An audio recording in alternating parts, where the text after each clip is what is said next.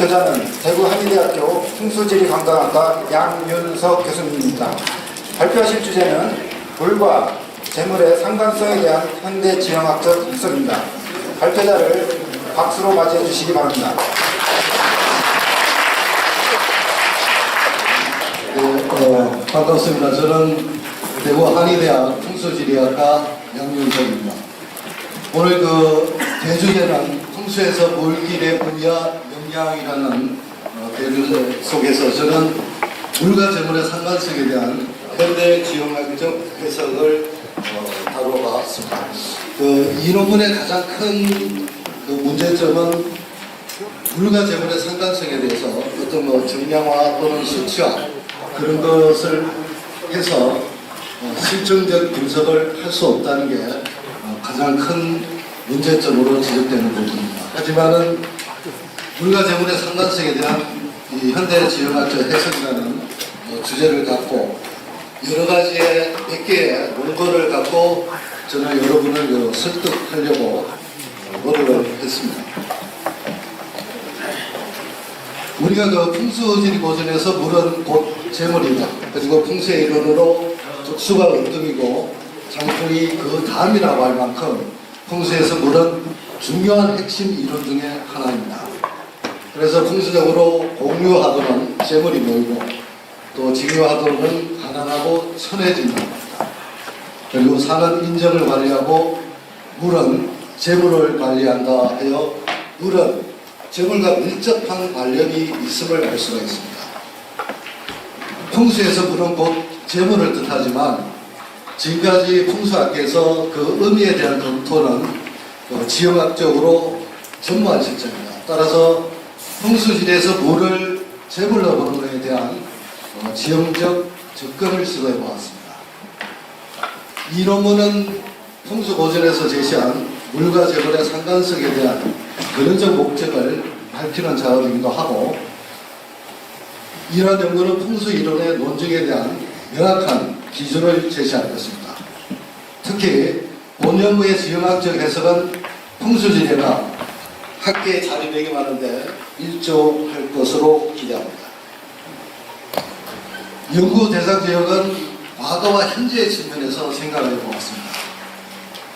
궁수와 반궁수에 대한 선의 연구들은 대부분 현재의 측면에서 다루어졌고 그리고 물과 재물의 상관성은 근원적으로 물과 인간의 상관관계이기 때문에 인간 생존 본능에 따른 석기시대의 입지를 살펴보아야 한다는 판단을 했습니다. 그래서 유적 분포지 우리나라 4대 권역 하계, 본류, 지류 포함해서 14곳을 선정하였고 그리고 선행 연구를 봤을 때 86%가 하천변의 유적 분포지가 나타난다는 조사가 있었습니다.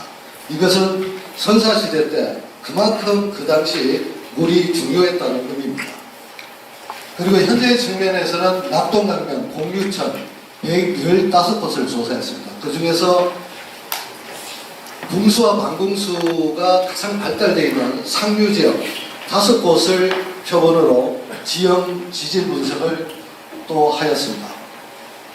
그리고 이제 선행 연구 중에 재미있는 연구가 있었습니다. 오늘 저하고 같이 발표하시는 김남성 교수께서 논문을 낸 선행 연구인데요. 물길 흐름의 방향 그리고 물길 형태가 아파트 가격 및 거래량에 미치는 영향을 규명한 실증적 연구입니다. 연구 결과는 물이 빠지는 지역의 아파트보다 물이 들어오는 지역 아파트 가격의 상승률이 전 지역에서 높게 나타났다. 그리고 물길 형태가 활주사면의 지역, 즉 궁수 지역이 가격이 상승했다. 이런 연구 결과가 있었습니다. 그리고 또 다른 선행 연구 중에 궁수에 입지한 주택의 가격이 반궁수에 입지한 주택보다 14.6% 높다. 그리고 활주사면의 주택 가격이 다른 지역보다 33.6% 높다. 중요한 것은 공직사면의 주택 가격이 가장 낮다고 합니다. 이렇게 볼 때 궁수 지역이 좋은 거고 반궁수 지역은 안 좋다는 그런 선행 연구의 결과라고 볼 수가 있습니다. 방금 활주사면, 공격사면 이런 지형 용어가 나왔습니다. 오늘 이 논문을 이해를 하기 위해서 또 여러분은 또 직약 출신 아닌 분들이 또 많기 때문에 지형 용어 간단하게 몇 개를 소개를 해야지 여러분들이 또 이 논문을 이해하는 데 도움이 될 것 같아서 소개를 드리고자 합니다. 한반도는 그 신생대제 상기 이전에, 그러니까 지금부터 1억 4,500년 전부터 6,500년 전까지 중생대 백악기의 중평원이었습니다. 중평원이면은 물줄기가 자유롭게 공유하는 자유공유 하천이 발달을 합니다. 그러다가 신생대 제3기 우리 한반도는 융기 활동을 시작합니다. 근데 똑같이 모든 전 지역이 똑같이 융기하는 게 아니고 지금의 태백산맥, 환경산맥을 치고로 동쪽의 융기량이 높습니다. 그리고 서쪽의 융기량이 낮게 융기 활동을 시작합니다. 그러면 당연히 경사가 지게 되고 또 비대칭적인 그런 융기를 하기 때문에 이런 지역을 이제 지리학에서는 경동성 지형이라고 하는데요. 그래서 경동성 요곡 운동으로 인해서 동거서재가 지금까지 우리 한반도에 남아있는 겁니다. 자, 이렇게 그 중평원에서 융기를 하게 되면 어떤 산지가 생기게 되죠. 그러면은 위성지도에서 보는 것처럼 산과 산 사이 하천이 흐릅니다. 근데 경사가 있기 때문에 그냥 흐르는 게 아니고 하방 침식, 그러니까 하천의 바닥을 자꾸 깎으면서 하천이 흐르기 때문에 이러한 산지 사이에는 큰 계곡 또 깊어지죠. 이렇게 산과 산 사이를 흐르는 하천을 감입공유 하천이라고 합니다. 그리고 감입공유 하천과 세트가 되는 지역이 있습니다. 지리용어로는 하안다구인데요. 하안다구는 원래 그 하천 주변이 융기를 하게 되고 융기를 함으로써 감입공유 하천 양안으로 계단 모양의 지형을 하안다구라고 합니다. 그래서 하안다구는 고도가 높죠. 그리고 고도가 높으니까 홍수 침해가 없습니다. 그리고 평평합니다. 그렇기 때문에 이런 하안다구는 칠학이나 농경지, 도로가 대부분 이용되고 있습니다. 풍수에서는 붕수와 방금수가 있는데 붕수는 길지로 재물이 쌓이는 곳으로 우리가 알고 있습니다. 그래서 붕수 지역을 확인하니까 대부분 물에 의해 형성된 지역만이 발견되더라는 겁니다. 그리고 방궁수도 물에 의해 형성되지만 물의 작용을 받을 뿐 물에 의해 퇴적되는 지역은 형성되지 않습니다. 또한 물에 의해서 뿐만 아니라 지각 변동이라든지 풍화작용에 의해서도 형성되기도 합니다. 이 뜻은 똑같이 물의 작용에 의해서 붕수지역, 방궁수지역 두 가지가 형성되지만은 붕수지역은 퇴적되는 지역이 생기는 것. 그래서 그걸 풍수에서 재물이 쌓이는 것으로 보고 방궁수 지역은 물에 의해 작용을 받지만은 퇴적되는 지역이 형성되지 않기 때문에 물과 재물과 이 방궁수하고는 형성되지 않는다는 그런 뜻입니다. 옆에 보면은 위에 그림을 보면은 침식 퇴적이 반복되는 비대칭 활주산이 나타나는데 침식되는 저 부분이 예를 들어서 쇼트트랙에서 아웃코스 선수가 인코스 선수를 따라잡으려면 어떻게 해야 되느냐, 빠르고 또 강력한 힘을 발휘해야 되겠죠. 그것처럼 저렇게 침식되는 것은 힘이 집중되는 것입니다. 힘이 집중되면 자연히 지형이 깎이죠. 깎이면서 침식되고, 반면에 그 반대편은 유속이 느리고 힘이 분산되기 때문에 퇴적지역으로 바뀝니다. 밑에 위성 지도를 보니까 새로운 용어가 있습니다. 포인트바. 포인트바라는 건 뭐냐면은 활주 사면의 중간에 지금 빨간 점이 있는 부분입니다. 활주 사면 중간에 모래와 그리고 자갈이 쌓여서 언덕처럼 형성된 곳을 포인트바라고 하고, 그 뒤에 노란 점이 보이죠? 그 부분이 하안다구입니다. 위성 지도를 통해서 알 수 있듯이 하안다구는 농경지 그리고 다수의 칠학이 형성되어 있는 걸 알 수가 있습니다. 옆에 그림을 보면 A, B, C 그림이 있고 A가 공격사면 당하는 부분입니다. 풍수에서는 방궁수라고 하고요. 활주사면은 풍수에서 궁수라고 합니다. 이렇게 유로가 A, B, C로 흐르는데 A 부분이 항상 침식되고 깎이기 때문에 큰 홍수가 발생하면은 A에서 C로 유로 변경도 할 수가 있습니다. 앞서 발표하신 박승대 박사께서 구하고 공육핵 뭐 이런 얘기를 했는데 예를 들어서 큰 홍수가 나서 A에서 C까지 유로 변경을 하면은 중간에 섬이 생기겠죠. 하중도입니다. 한강의 대표적인 하중도는 여의도, 우리가 여기 있는 이곳입니다. 이곳이 하중도입니다. 활주사면, 공격사면, 포인트바, 한강고 이런 걸 알아야지 이 논문을 이해하기 쉬울 것 같아서 잠시 말씀을 드렸습니다. 자, 고전에서의 물의 의미는 청옥에서 물이 환파에 들어오면 재물이 풍족하다. 인자수지에서는 산은 인정을 관리하고 물은 재물을 관리한다. 그리고 tech리지에서는 물은 재물과 공동을 주관하기 때문에 물이 모여드는 곳의 물가에는 유효한 가문이나 이름나고 번성한 마을이 많다. 입지양 전세에서는 명나라 현의 빈부는 물의 환파에 따라 달라진다고 합니다. 이거는 풍수고전에서 물과 재물의 상관성에 대한 의미를 얘기하는 것들을 조사를 했습니다. 자, 그러면은 인간이 태어나서 어떤 본능적인 행동, 본능적인 입지를 갖게 되는데 먼저 그 선사시대의 유적분포지 14곳을 조사를 하였습니다. 14곳 중에 지금 지형도 보고 계시는 지형도는 그 중에 양평, 앙정리 유적 인근입니다. 남한강을 경계로 좌우에 유적분포지가 형성되어 있는 걸 알 수가 있는데 노란 둥근 원이 석기시대, 그러니까 신석기부터 청동기 유적이 발견된 곳이고요. 그리고 신석기 유적과 청동기 유적만 나온 것은 세모와 네모로 따로 표시했습니다. 보시는 것 같이 전부 활주사면 안에 위치한 것을 확인할 수가 있습니다. 그래서 조사한 결과 14곳 중에 2곳은 직류천이고 그리고 나머지는 활주사면 내에 위치한 것을 확인할 수가 있습니다. 지형도에서 그 노란 둥근 원이 유적이 발굴된 장소입니다.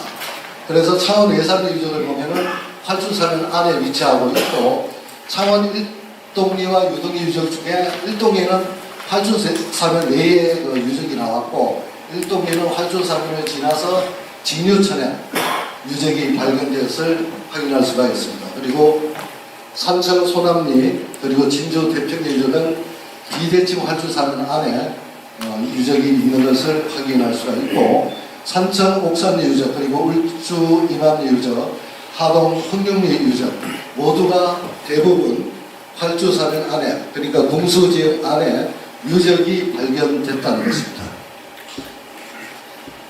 그리고 광주 신창동 유적이라든지 서울 암사동 유적 모두가 활주사면에 있고 공주 석장리 유적은 어떻게 보면은 그 활주사면 내에 있죠. 근데 저는 분류할 때 이거는 직류천에 있는 거로 그러니까 그 방궁수 지역은 아니지만은 활주사면 내에 있는 것으로 포함하지는 않았습니다. 그리고 양평 앙정리 유적이나 연천 전곡리 유적 그리고 다량 애곡리 유적 전부 궁수 지역 안에 유적이 발견됐다는 조사를 하게 되었습니다.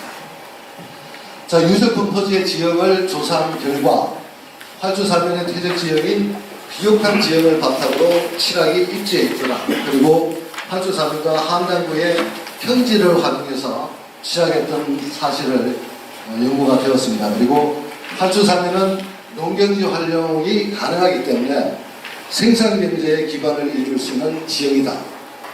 그래서 충적 지역에 도작농경, 벼농사죠. 도작농경이 가능했다. 그리고 과거의 비옥한 농경지는 절대적 가치의 재산이었다. 왜냐하면 선사시대에는 절대적 가치의 농경지였으니까요. 그리고 산업화 이전 농경사회의 농경지는 재를 생산하는 자산이었다고 볼 수가 있습니다. 그래서 예부터 살 곳을 고를 때는 농지를 먼저 보아라는 말이 있습니다. 중국의 그 한나라 때 정치가이자 학자인 육가는 벼슬에서 물러나 1천만금의 황금을 가졌음에도 불구하고 굳이 호치현에 농가 밭이 좋으니 그곳이 살만하다고 했습니다. 이와 같이 과거에 살 곳을 고를 때는 반드시 비옥한 토양으로 농가 밭이 형성된 곳을 택했다는 사실은 그 당시의 농경지는 곧 재물을 생산하는 근원이었기 때문이라고 봅니다. 낙동강 상류 지역에 5곳을 지형 지지를 분석하였습니다. 홍화군 석포리, 그리고 현동리, 안동의 원천리, 그리고 상주의 주감리, 그리고 하회마을 5곳을 조사하니까 전체 지역이 대부분 범람원이고 또는 한익공여 하천을 같이 갖고 있더라. 세부 지역은 5곳 모두 농경지로 다 활용되고 있었습니다. 그리고 포인트바나 배후습지가 대부분 존재해 있다는 것. 그리고 지질은 신생대 제4기 하성충과 충적층이었습니다. 하성충, 충적층은 퇴적지형입니다. 퇴적지형 중에 하성층은 퇴적이 굳어있는 층이고 충적층은 퇴적이 쌓여있는 그런 층입니다. 봉화석포리를 보면은 범람원 지역이고 감익공여 하천도 보입니다. 여기는 농경지, 특히 공장이 좀 형성이 되어 있었고, 옆에 봉화 현동리를 보니까 여러분들이 이해를 하시겠죠. 산과 산 사이를 공유하는 하천이죠. 그래서 감익공유 하천. 감익공유 하천이 있으면 하안단구가 세트로 있다고 했습니다. 그래서 하안단구가 있고 도로가 생기고 또 취락이 형성되어 있는 그런 지역입니다. 안동원천리 같은 경우에 범람원 지역인데 대부분 농경지 그리고 활주산 안에 그렇게 위치해 있었고요. 상주 주감리는 농경지와 칠악 그리고 여기는 곡적평야까지 조사가 되었습니다. 그리고 여러분이 잘 아시는 하회발 같은 경우에 범람원이고 또 감익공여 하천이 같이 있고 농경지가 활용되어 있는 그런 마을이었습니다. 자, 지형과 지질을 분석한 결과 신생대 제4기 충적층으로 하천에 의해 운반된 다양한 부유물이 퇴적되어 형성되는 지층입니다. 그래서 충적층은 비옥하기 때문에 특히 농경지로 이용되었고 주변 하천은 새날 및 농업용수로 이용되었기 때문에 자연스러운 실학이 형성되어 있지 않겠나 그렇게 보았습니다. 그리고 포인트바라든지 배후습지, 농경지 및 실학으로 이용되는 공통점을 확인했습니다. 그리고 배후습지는 대표적인 하천 퇴적지역으로 매우 비옥하여 오늘날 대부분 농경지로 활용하고 있다. 그리고 한단구는 실학이나 밭농사, 도로 등으로 이용되고 있고 이는 하천으로 인해 형성된 지형이 사람들이 살기에 용이한 모든 조건에 부합됨을 설명하는 거다. 그리고 하천 범람원에서의 안전한 취락과 농업 그리고 생활용수의 공급, 비옥한 농경지의 형성은 활주사면의 지형이 재물이라는 것에 대한 당위성을 증명하는 거라고 보았습니다. 자, 이제 좌측에 있는 게 낙동강, 우리나라 4대강 중에 가장 긴 유로를 갖고 있는 낙동강의 전체적인 지형이고요. 우측은 상류 지역 그 빨간 원으로 되어 있습니다. 그 지역을 확대해서 우측 거를 볼 수가 있는데요. 확대해서 보니까 거의 다가 취락이나 또는 농경지로 활용되어 있고 아무것도 없는 지역은 그 취락이나 농경지가 없는 그런 지역, 단지 산지만 있는 지역인데 저희 연구에서는 기타로 분류했습니다. 그 부분을. 그래서 공유하천 115개를 조사하니까 동수 지역이 84곳, 73%, 그리고 방공수 지역은 14곳, 12%, 그리고 기타 17곳, 15%로 조사가 되었습니다. 이 자료는 태양강변의 각 마을의 지형적 특색을 밝힌 연구인데요. 태양강변에 위치한 마을들을 조사한 결과 총 15곳 중에 동수 지역이 11곳, 그러니까 73.3%였고요. 그리고 방공수 지역이 4개의 마을, 26.6%가 나왔습니다. 풍수지형의 취약이 73.3%라는 것은 풍수이론의 풍수지형이 인간이 살아가기에 적합하여 오늘날에도 높은 비율로 나타나는 것이다. 이런 풍수지형이 재물이 쌓이는 풍수이론과 부합한다고 할 수가 있습니다. 결론입니다.